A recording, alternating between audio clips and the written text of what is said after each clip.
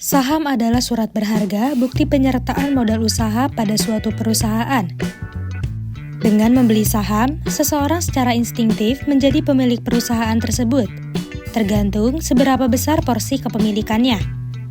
Di Indonesia sendiri, ada dua jenis saham yang bisa dipilih investor, yakni saham konvensional dan saham syariah. Jika saham konvensional sudah sering kita dengar, lantas apa itu saham syariah?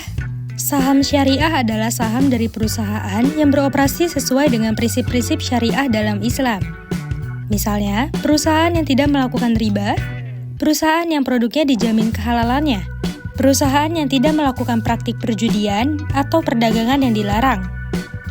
Ada dua jenis saham syariah yang diakui di pasar modal Indonesia. Pertama, saham yang dinyatakan memenuhi kriteria seleksi saham syariah berdasarkan peraturan OJK tentang kriteria dan penerbitan daftar efek syariah. Kedua, saham yang dicatatkan sebagai saham syariah oleh emiten atau perusahaan publik syariah berdasarkan peraturan OJK tentang penerbitan dan persyaratan efek syariah. Selain itu, ada pula kriteria seleksi saham syariah oleh otoritas jasa keuangan.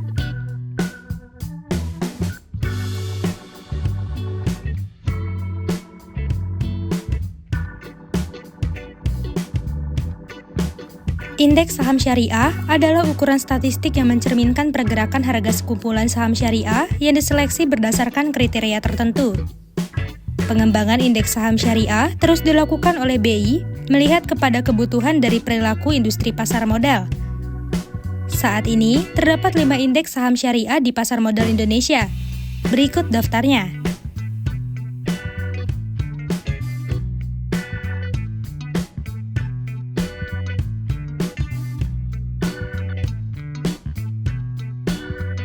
Itulah penjelasan singkat mengenai apa itu saham syariah, karakteristiknya, serta daftar indeks saham syariah yang digunakan untuk melacak kinerja saham-saham yang memenuhi kriteria syariah.